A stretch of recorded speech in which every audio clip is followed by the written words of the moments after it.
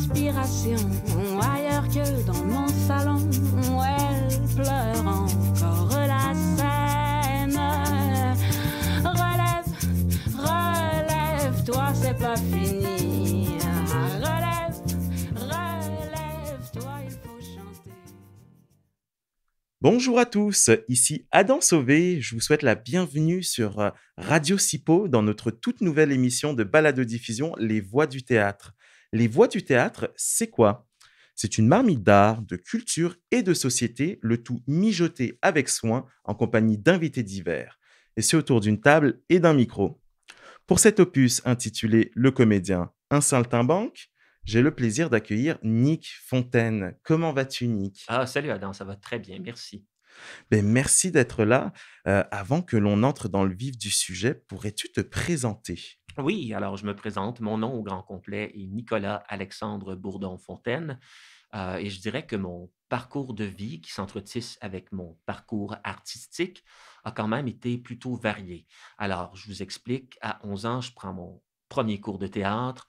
J'adore ça, j'en fais pendant plusieurs années, mais l'adolescence étant ce qu'elle a été pour moi, c'est-à-dire une période difficile, difficile pour d'autres personnes également, Mmh. j'ai décroché du secondaire et en fait, décrocher du secondaire, c'était comme un synonyme finalement où je décrochais également du théâtre. Mais j'ai finalement retourné au secondaire et en fait, c'est ça, j'ai passé par diverses vocations après avoir eu mon DES ou plusieurs aspirations.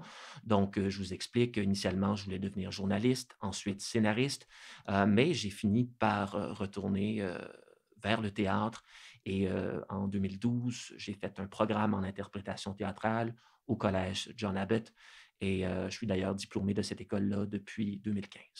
Waouh! Ouais. C'est toute une vie, ça! Ben, tu sais, j'essaie de résumer plusieurs années en Oh, quelques phrases. ça, c'est très Ouais, bien. Ben, merci, Nick. ouais. Ben, écoute, passons à la première partie, libre comme un papillon.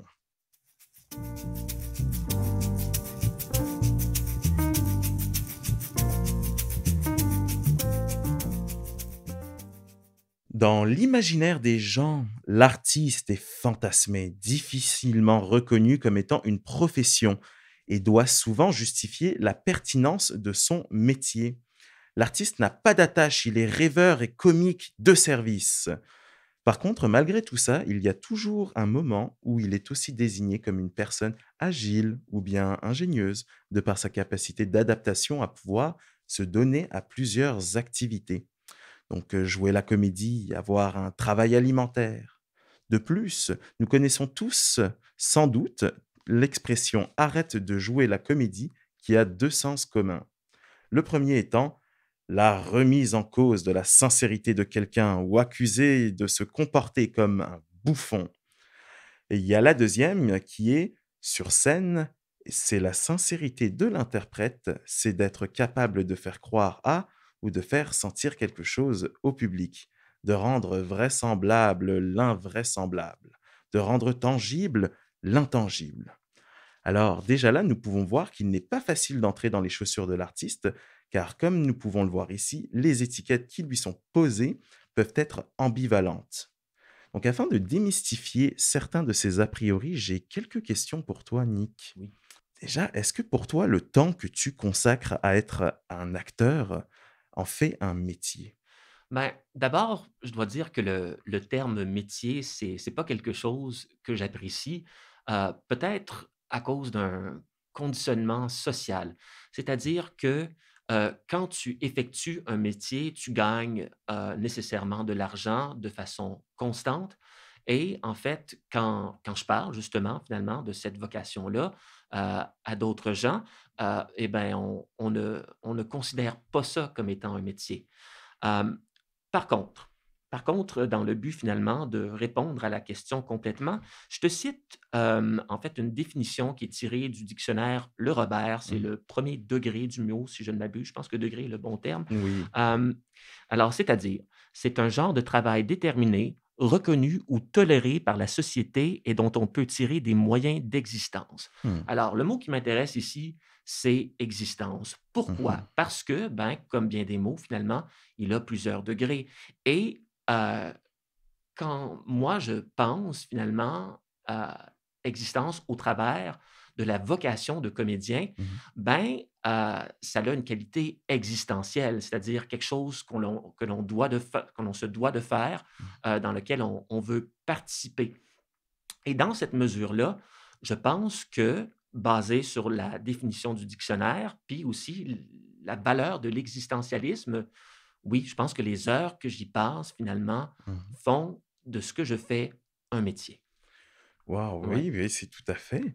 Mais, donc avec tout ça là, qu'est-ce que tu en tires de bénéfique? Ben, écoute, ça a toutes sortes de bénéfices. Je pense que, ben, pour moi, à un niveau personnel, on peut parler finalement de, moi, je suis pas quelqu'un qui est vraiment extraverti. Peut-être que pour, en fait, les besoins, de cet épisode, je peux le sembler, mais je suis pas quelqu'un d'extraverti. Donc, il y a toute cette dimension sociale et donc aussi quand on parle d'existentialisme ou de vivre son existence au travers de cet art-là, ben, je pense qu'on parle aussi quelque chose, qui est satisfaisant. Il Mmh. nous apporte un grand plaisir, et donc moi, quand je joue des personnages, peut-être que c'est comme ça pour d'autres comédiens, j'en discute parfois, mais moi, il y a comme des sensations physiologiques que j'éprouve, là, tu sais, comme le frisson va me parcourir l'échine et Mmh. puis c'est le fun de croire en quelque chose qui n'est pas tout à fait nous. Donc, Mmh. voilà, ça, c'est le bénéfice que j'en tire. Waouh, ouais, Oui. très bien. Il y a aussi, autre chose qui est tout aussi associée aux artistes, c'est la liberté. Mmh. Un peu comme s'il était, le moteur de la créativité de ceux-ci et au-delà de ça, le concept de liberté peut tout de même être compliqué, qui plus compliqué en tout cas qu'il n'y paraît. Donc, souvent l'emblème qui est choisi pour désigner la liberté sont les oiseaux Mmh. ou bien le papillon. Nick, dis-moi, pour toi, qu'est-ce que t'évoque le papillon? Ben, le papillon, ben, peut-être que je vais sembler comme un peu, négatif puisque Mmh. c'est un terme que j'ai rien contre les papillons en tant que Mmh. tels, Mmh. mais c'est l'image peut-être qui me dérange un peu. Parce que bon, en fait, un peu dans ce que tu disais par rapport à la liberté et les papillons, ben, c'est une image qui est très, très convenue, qui est imbue d'un genre de poétisme très, très mièvre Mmh. et puis il y a quelque chose de très, très allègre, finalement à l'image du papillon, pour la relater à l'être humain Mmh. et puis, moi je suis pas quelqu'un qui, je dois dire, je suis pas une personne super heureuse et Mmh. quand j'éprouve la joie, c'est comme si je trouvais ça un peu interdit finalement Mmh. de vivre un moment de bonheur. Donc je le garde pour moi-même, je l'intériorise, Mmh. je le partage pas avec les autres. Donc le papillon, c'est pas quelque chose qui est intéressant pour moi. Par contre, je vais dire que, bon, encore liberté, papillon, oiseau, je pense que la raison pour laquelle on associe finalement, ce en fait, la liberté au dit insecte, c'est parce que c'est efficace comme image et j'en conviens, c'est très, très efficace. Je veux dire, tu sais, je veux dire, tu as le papillon finalement qui butine de lieu en lieu et puis qui, à chaque fois qu'il butine, peut atteindre finalement en fait, un sommet qui est plus vertigineux que l'autre. Je sais quand même l'apprécier d'une certaine manière, mais en fait, par rapport finalement à être une personne pas tout à fait heureuse, Mmh. ben, ce qui m'intéresse d'abord et avant tout chez le papillon, c'est peut-être plus précisément le monarque. Alors, Mmh. quand je parle d'un monarque, je parle finalement, bon, évidemment d'un papillon avec certaines couleurs et un motif, mais ce motif-là, ou le combiné motif-couleur, va dire à certains prédateurs ou à plusieurs prédateurs: «Je ne suis pas bon à manger» et puis la façon que je la relate face, en fait, heu, au comédien, c'est que le comédien va être la proie de plusieurs personnes, OK? Mais on ne l'appréciera pas pour autant, on ne convoite pas cette proie-là, on la convoite d'une certaine manière, mais seulement pour l'abattre. Mmh. Donc c'est ça. Si je faisais le tour finalement de ce que ça veut dire, pour moi, le papillon, c'est ça. Ah oui, bien Mmh. dis donc, oh, je l'avais dit que c'était beaucoup plus, compliqué que ce qu'il n'y paraît. Mais merci pour ta réponse. Pour continuer, bien souvent les artistes établis et téméraires font des arts leur métier par vocation. Donc, pour toi, Nick, comment vois-tu la naissance d'une vocation? Pour moi, la naissance d'une vocation, c'est on revient finalement à la notion du métier. Ben, c'est quelque chose qu'on doit absolument faire, et puis on en tire une satisfaction aussi. Plus loin que ça, finalement, c'est, la participation à quelque chose qui est plus grand que soi, qui a quasiment une valeur divine par, la puissance et la sagesse infuse que le théâtre possède. Alors je m'explique. Mmh. Je pense que quand on joue un personnage, finalement, on se voit réfléchi dans le joyau, heu, qui possède plusieurs facettes, Mmh. qui constituent l'ensemble de l'existence humaine. Mmh. Et quand on y pense, justement, ben, c'est très puissant, c'est très sage, ça a une qualité divine parce que faut penser finalement que le vécu collectif de l'humanité tout entière est contenu dans les œuvres dramatiques. Donc, c'est ça, ça a une valeur spirituelle aussi finalement. C'est comme ça que ça naît une vocation. C'est quelque chose, en fait, qui de plus en plus d'éprouver une certaine, qualité existentielle, Mmh. c'est c'est quelque chose, en fait, que tu peux partager avec les autres, une Mmh. vocation. L'autre, autant que toi, à la fin d'un processus, par exemple un spectacle, se trouve enrichi. Mmh. Alors, il y a ça. Je suis bien d'accord avec toi. Ouais. C'est à travers cette expérience-là qui soit, seulement dans la constitution d'une œuvre théâtrale, dans le travail, des acteurs, qui font connaissance ou bien avec le metteur en scène ou bien les adjuvants comme, les techniciens et tout et donc à la fin, ils partagent en tout cette connaissance-là, que ce soit de leur vécu à eux ou même, de ce qui a déjà été vécu à travers, cette expression-là dans le texte des personnages ou de l'univers en tant que tel. Mmh. Dans lequel, se déplacent, ces personnages Oui. et finalement, bah, tout ça, toute cette réflexion à travers cette création-là, elle est, partagée aux gens et eux aussi ont une réaction finalement après, hein, que ce soit en discutant avec, les artistes ou pas, en appréciant, en rigolant ou, tout simplement en écoutant en Mmh. fait, cette œuvre-là. Ah oui, c'est pas juste l'acteur qui se voit réfléchi dans ce Mmh. joyau, c'est la société au sens large. Ça crée un Exactement, dialogue. tout à fait. Oui. Merci pour tes réponses. Dis-moi, ça fait un petit moment déjà que tu es dans le métier. Est-ce qu'il t'arrive, d'avoir une routine ou bien, des rituels, en Oui. tant qu'acteur? Ouais, j'en ai. Puis, en fait, je vais dire que dans nos pratiques, en fait, à l'auditoire que, Mmh. on avait, pratiqué, en fait, ça dans une certaine séquence. J'avais parti du négatif pour aller vers le positif, mais là, je pense que je vais commencer par le positif pour Mmh. ensuite aller vers le négatif. D'accord. Alors, les rituels positifs, prenons par exemple un spectacle. Mmh. OK, bon, disons que c'est la première. Mmh. Je rentre dans la loge et ce que je fais immédiatement, c'est que je mets mon costume, OK? Il y a Mmh. pas d'affaire finalement là d'être pressé dans le temps. 15 minutes avant le début du spectacle là pour je pense que c'est vraiment important, ça m'aide à me sentir groundé finalement, Mmh. comme les 2 pieds sur terre. Mmh. La deuxième affaire que je vais faire souvent, c'est que je vais aller en coulisses et puis là, je vais vérifier si les objets dont j'ai besoin pour mes Mmh. diverses scènes sont présents. Ça, c'est important. L'accessoire, finalement, peut souvent apporter beaucoup, finalement, à la Mmh. Tout à signification d'une fait. scène. Donc, c'est ça, je regarde ça. Troisième affaire, je vais faire des italiennes dans ma tête. Je vais le Mmh. faire 2, 3 fois, gros max, moi qui aime répéter les choses, là, Mmh. je vais le faire comme ça.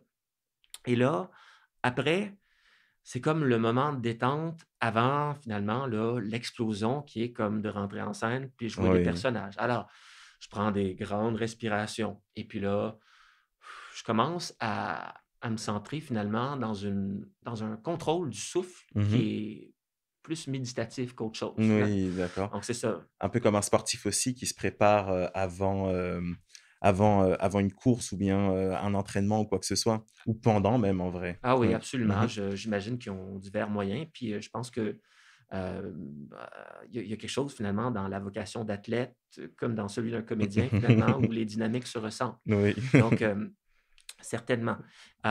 Et puis, la dernière chose que je vais faire, c'est que, tu sais, comme dans le but de cultiver des bonnes relations sur scène, Mmh.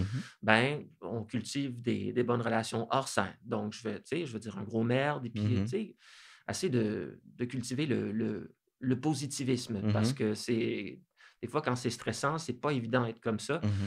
Puis, c'est ça, on tente finalement, en bon comédien, si on veut, de montrer l'exemple. Donc C'est c'est mais c'est ouais, vrai que, ça paraît facile à dire, mais du positivisme dans ces situations-là, surtout de stress, ça aide grandement parce que justement, quand on est en mesure de pouvoir décrocher un sourire, donc il y a une si dès qu'il y a une situation qui nous embête ou qui ne s'est pas passée comme prévu et ben, si c'est le fait d'avoir ce petit sourire déjà là, va pouvoir faire en sorte de casser la machine de la négativité et finalement de pouvoir traverser. ouais, Je vais aussi rebondir sur une chose que tu as dit qui me fait penser un petit peu à moi aussi, s'il te plaît, à oui. mes rituels. Avant de commencer une journée, je me projette en fait et je me fais ma journée avant qu'elle ne se passe. Donc comme ça me permet d'avoir déjà moins de surprises, mais en plus aussi de pouvoir me préparer à n'importe quoi en fait. Et donc pendant que je vais prendre ma douche, c'est le moment où peu importe je me suis levé du pied gauche ou pas, là je lave de toutes mes idées et je recommence à nouveau ma journée. Et à travers ça, je me fais un film et ça me fait rire, en fait, parce qu'il y a des fois où c'est vraiment des situations absurdes où, je me dis: «Ah, je vais peut-être rencontrer telle célébrité» ou bien: «Ah, il va se passer, quelque chose d'improbable» ou quoi que ce soit et des fois ça arrive, hein, même si c'est pas celle que j'ai imaginée, mais voilà et donc ça me fait décrocher un sourire et ça me permet, en fait, de vouloir me lancer dans cette journée-là, plus facilement. Mmh. Voilà. Tu parlais de, rituels positifs et négatifs. Quels sont Ouais. ceux, qui sont négatifs? Alors, c'est ça, je citais ou je disais finalement comme quoi j'aime répéter, certains comportements, du moins. Alors, c'est ça, le rituel négatif, ben, il y en a un finalement qui est récurrent, à chaque spectacle et ça, c'est Nicolas qui vérifie, c'est un peu, humiliant à dire, mais qui vérifie, si sa braguette est bel et bien fermée avant de rentrer en scène. Ça, c'est, écoute, c'est obsessionnel, compulsif chez moi, et quelque chose qui va surtout surgir, en fait, Mmh mh. par période de grande anxiété. Tu sais, Mmh je mh. parlais de cultiver des pensées Mmh mh. positives, ne serait-ce. Et puis ça, c'est un exemple. Donc mais je me pose la question, je me suis souvent posé la question: «Mais pourquoi ça? Pourquoi est-ce que j'ai Ouais. toujours besoin?» Ben et puis Pourquoi celle-là? tu sais, comme bien qu'il y ait le souci finalement de ne pas montrer sa baguette, OK, en levant sa braguette, Ouais. il y a aussi quelque chose qui coule un peu plus profond. Moi, je Mmh mh. pense que, tu sais, comme le théâtre prime tellement sur la Mmh préparation, mh. puis la qualité de la performance Mmh et mh. puis je pense que c'est une fausse conception finalement qu'une performance doit être comme complètement parfaite, OK? Mmh mh. Ou en fait, dépouillée de moments cocasses et ça, c'en est un, mais on dirait qu'il y a quelque chose chez moi qui est pas capable de se permettre de complètement se mettre à nu Mmh mh. devant les gens, ne serait-ce que des petites choses comme ça. Parce qu'il y a quand même des caleçons qui en tout cas Mmh qui en tout cas, voilà. Fait que mh. fait que c'est ça, ça c'est le rituel négatif et tu sais, je dois me contrôler là-dedans parce que c'est ça, ça prend des qualités là, plutôt, disproportionnées. Oui, oui, je Ouais. comprends. Ouais, Beh, merci Nick. ouais, Passons maintenant à la deuxième partie, les ressorts créatifs. oui.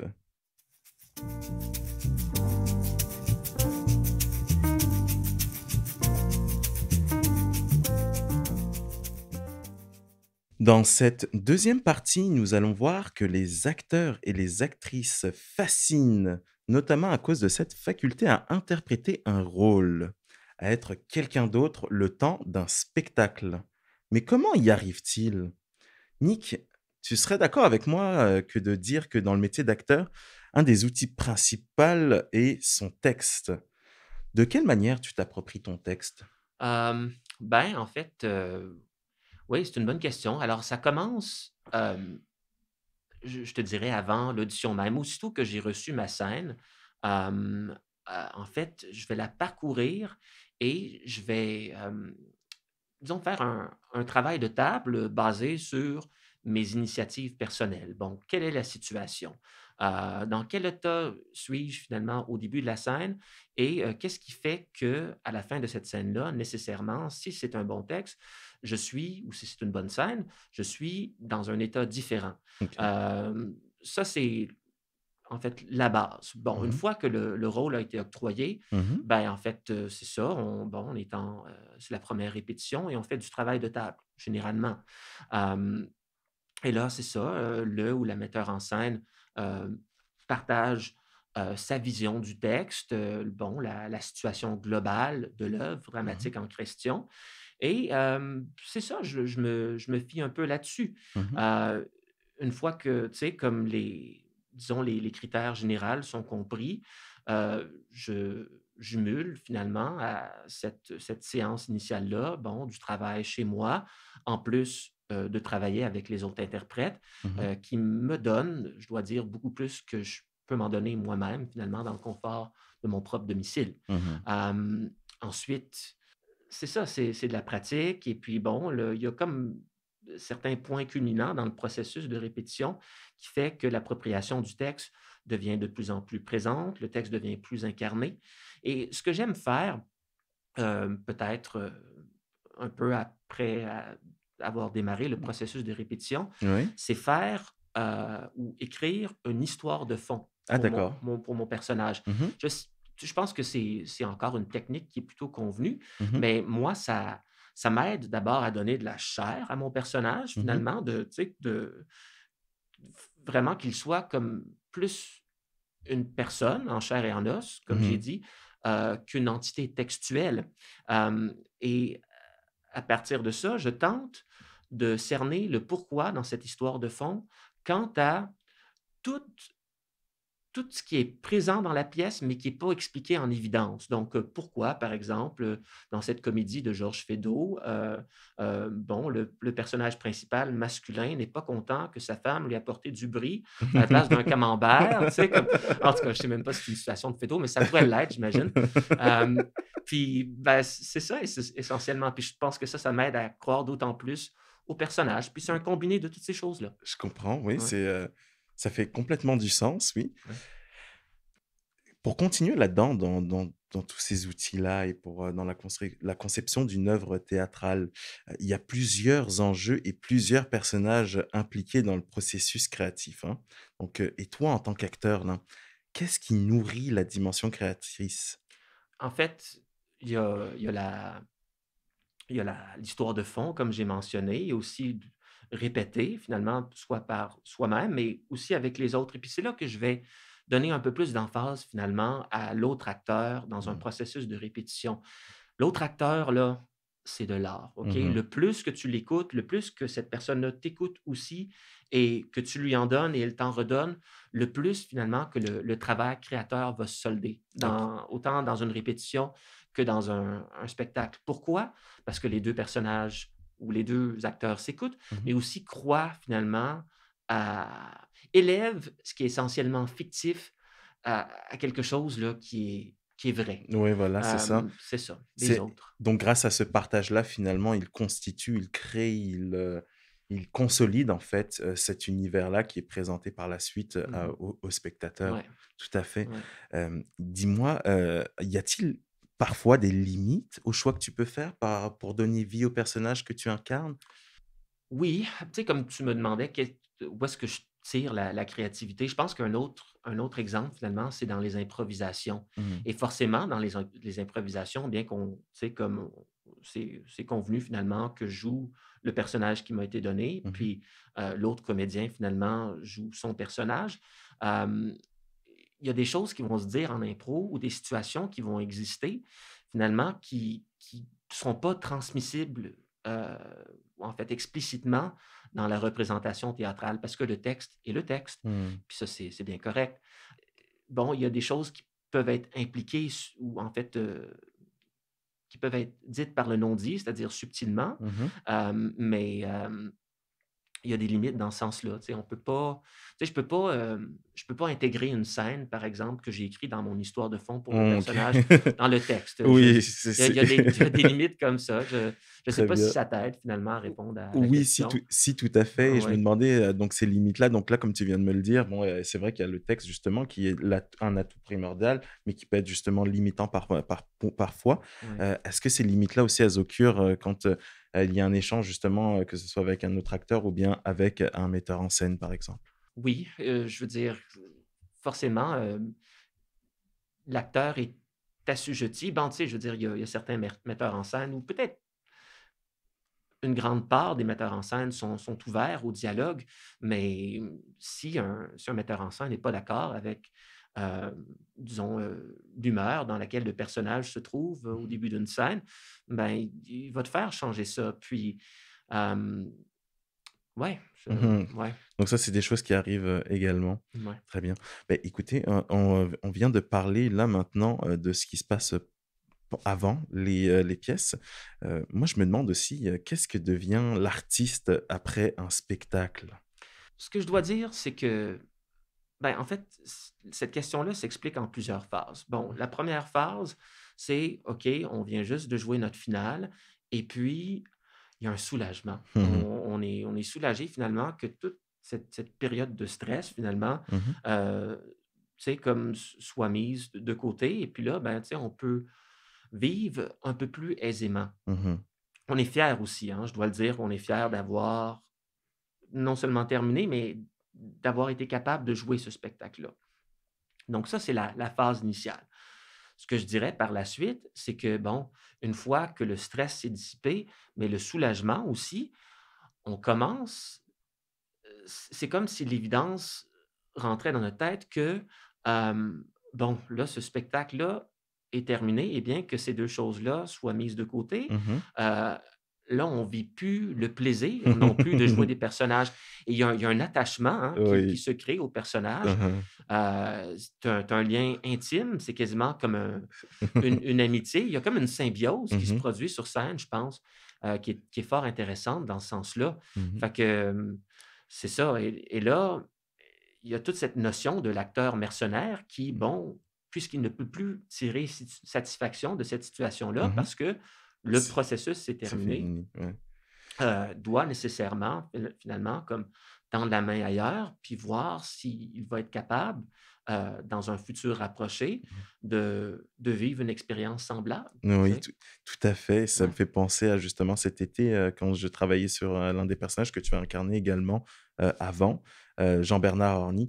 Eh bien, je me retrouvais à faire l'accueil. C'est un chef cuisinier, hein, je vous mets en contexte, un chef cuisinier, et assez particulier, assez drôle et je me retrouvais des fois à reprendre un peu sa voix un peu nasale et à faire la cuisine en Mmh. reprenant le personnage, Mmh. alors que la justement l'interprétation était finie, tout s'était déjà passé Mmh. et il y avait comme ce sentiment un peu de manquement, il me manquait, en Mouais. fait. Ah, il était très attachant par sa Ouais, sa hein. frustration et son outrage. Ouais. Définitivement. Très bien. Bah, écoute, écoutez tous, c'est maintenant le moment de passer à la troisième partie, le comédien et la culture.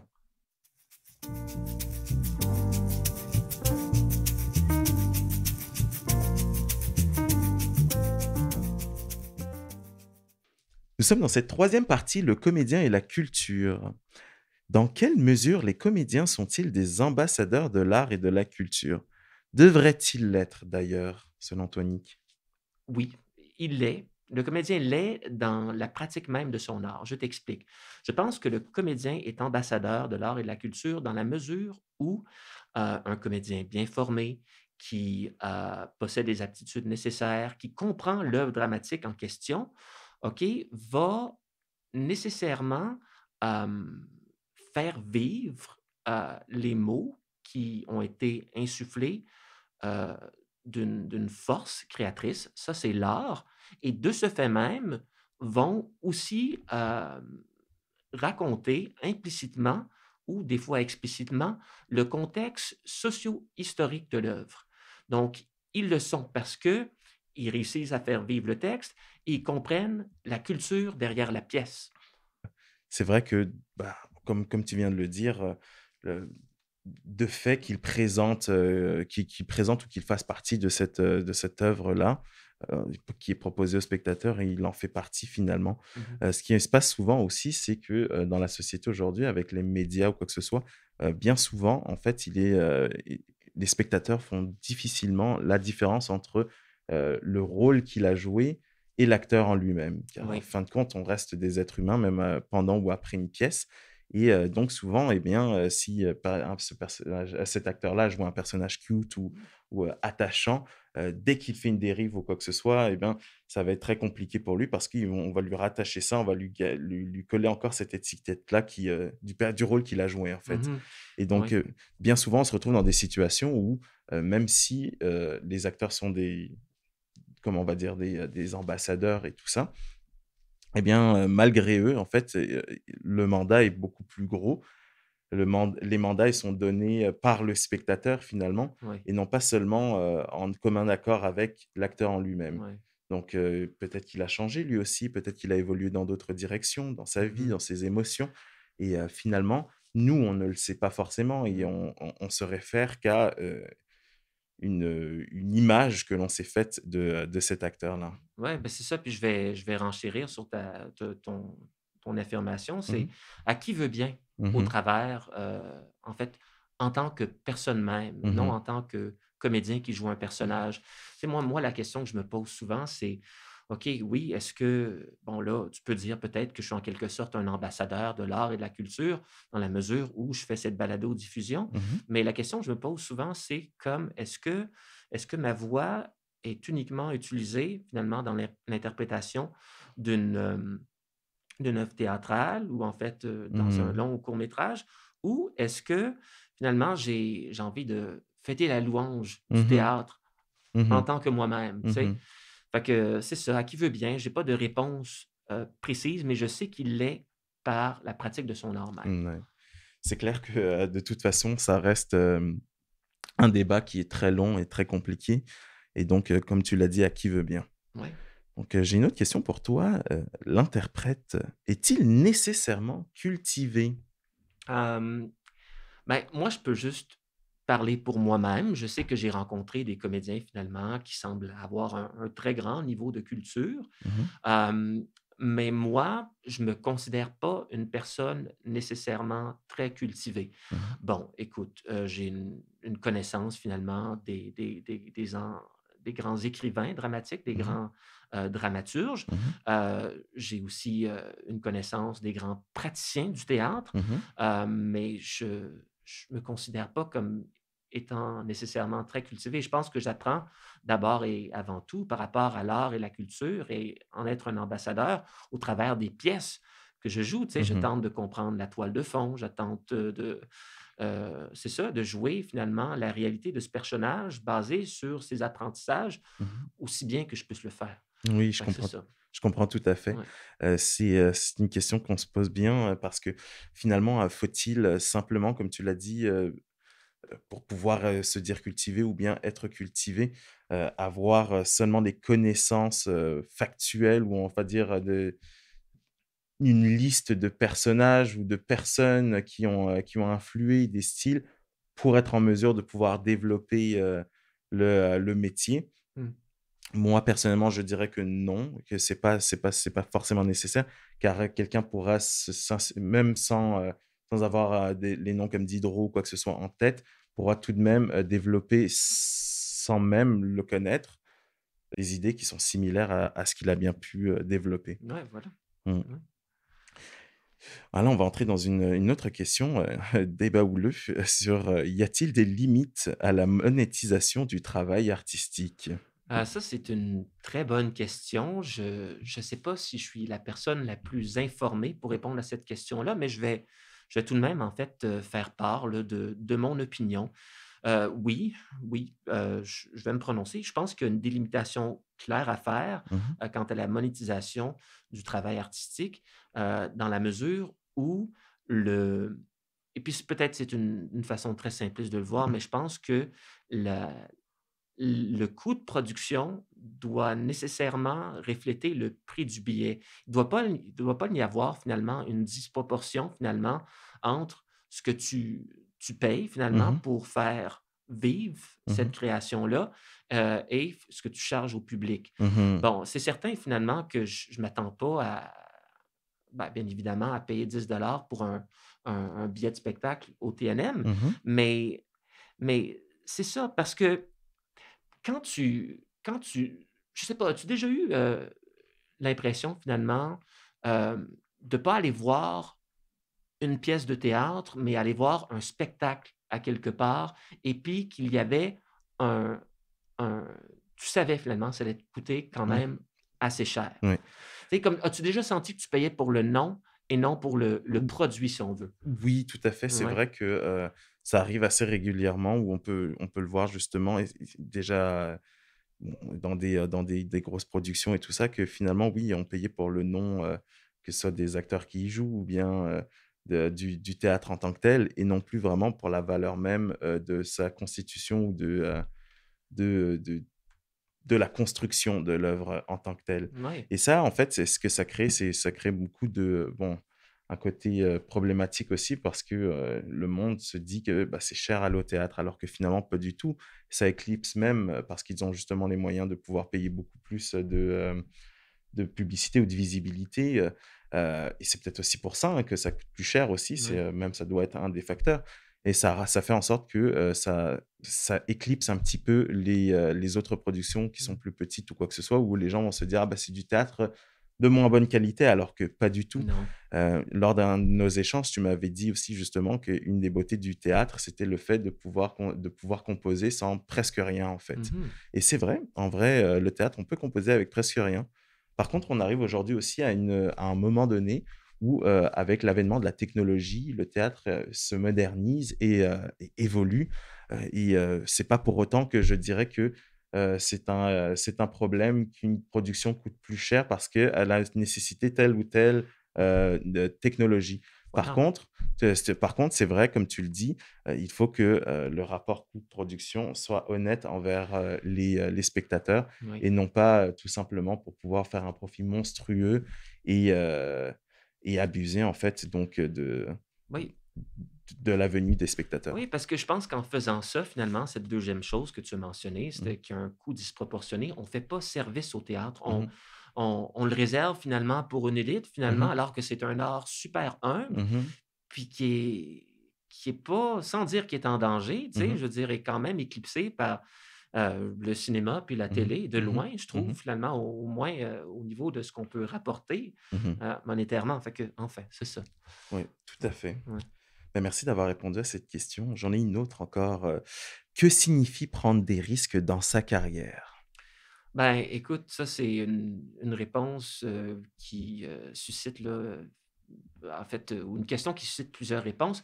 Je peux dire finalement, ben, on l'entend souvent finalement dans les médias, finalement, bon, comédien de renommée prend un rôle atypique, quelque chose qu'on n'est pas habitué à le voir jouer et soit finalement ça lui rapporte beaucoup ou finalement ça ternit sa réputation, ou Mmh. en fait il devient moins populaire, donc moins prisé par les grands studios. Bon, Mmh. ça, c'est une affaire. Puis, je veux dire, écoute, quand tu es rendu là, j'imagine que tu veux pas perdre ton statut. Mmh.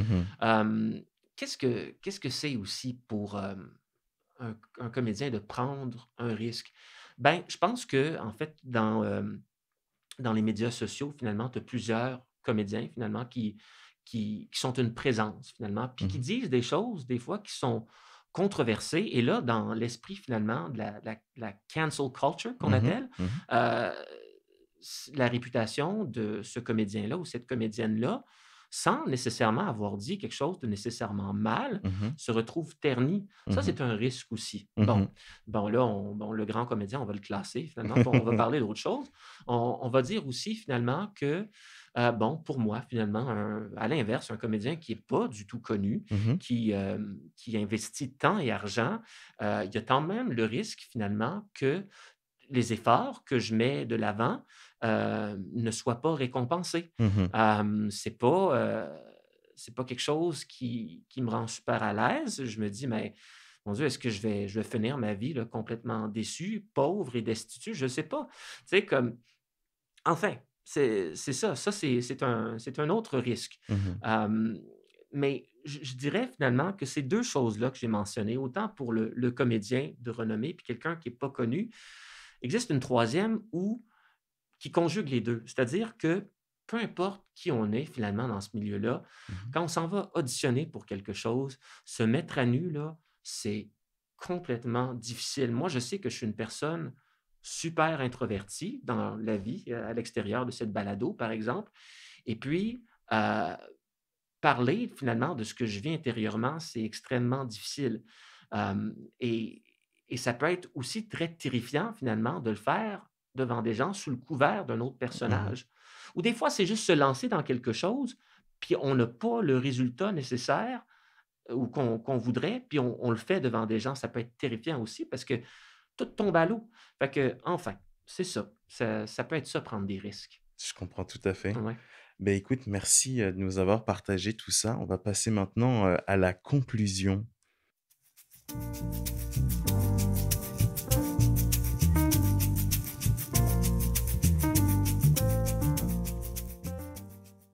Bon, dis-moi Nick, pour cette conclusion, as-tu, des conseils que tu aimerais laisser ou un mot inspirant, pour les, aspirants comédiens? Oui, j'ai pensé quand même assez longuement à ça, puis je vais vraiment répondre finalement de mon propre cru. Je dirais qu'il est jamais trop tard pour, faire quelque chose qu'on aime. Moi, j'ai fait mon école de théâtre, je suis rentré là, j'avais 28 ans. Mmh. OK? J'avais peut-être une dizaine d'années. Mmh. J'étais peut-être une dizaine d'années plus jeune finalement que les autres étudiants. Donc, mais j'ai pas laissé ça me décourager et j'ai foncé parce que je sentais que, tu sais, c'est quelque chose que j'adorais faire.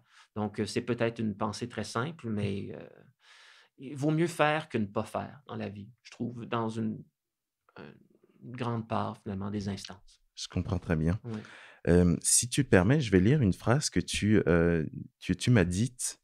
Oui, Donc, tant que l'on a toute sa tête et que le sang pompe dans nos veines, il n'est pas trop tard pour se lancer dans quelque chose envers lequel on éprouve de l'amour. voilà. C'est très beau. Oui. Merci de nous avoir partagé ça. Ben, voilà, je sais pas, je trouve ça simple, mais tant mieux si tu apprécies. Avant de terminer, moi, je vais vous avant que parce que c'est le temps de conclure, hein, j'aimerais vous parler brièvement de Thespis, considéré comme le premier acteur ou bien dramaturge. Il est imaginatif, autodidacte, il se prêtait à la chanson, la danse, usait d'ingéniosité pour mettre en scène une nouvelle vision, de nouveaux codes qui sont aujourd'hui les piliers d'un théâtre plus moderne. C'est pourquoi Thespis est plus qu'un nom, mais désigne également l'acteur. Même si les codes et la société ont évolué, le Thespis, lui, non. Il s'est adapté. Et même s'il ne puise plus nécessairement son inspiration de la voix des dieux, il puise tout de même son inspiration d'une source tout aussi puissante, lui-même. Il donne tout de lui-même et partage malgré les difficultés ses expériences ainsi que celles d'une humanité aux spectateurs. Et là où enfin nous sommes tous rassemblés dans une seule et même salle. Voilà le théâtre. Au-delà de l'image qu'on peut lui donner, le théâtre, c'est le partage. Donc, à tous, c'est malheureusement, sur ces mots, c'est malheureusement la fin de cette émission. Oh non, Merci infiniment, Nick Fontaine, d'être venu nous partager ton expérience ça me fait dans super cette plaisir. émission. Bah, Ouais, c'est cool. ouais, content. On se retrouve lors du prochain numéro des Voix du théâtre. N'oubliez pas de nous suivre sur les réseaux sociaux, les liens sont en description. Et si vous avez aimé cet épisode, lâchez un pouce bleu et partagez. Ça nous aide grandement pour le référencement. Évidemment, il y a la section commentaires dans laquelle vous pouvez nous poser des questions ou bien tout simplement laisser une trace. C'était Nick Fontaine et Adam Sauvé sur Radio Sipo. À bientôt. Salut, bye bye. On va tous pouvoir se relever ensemble à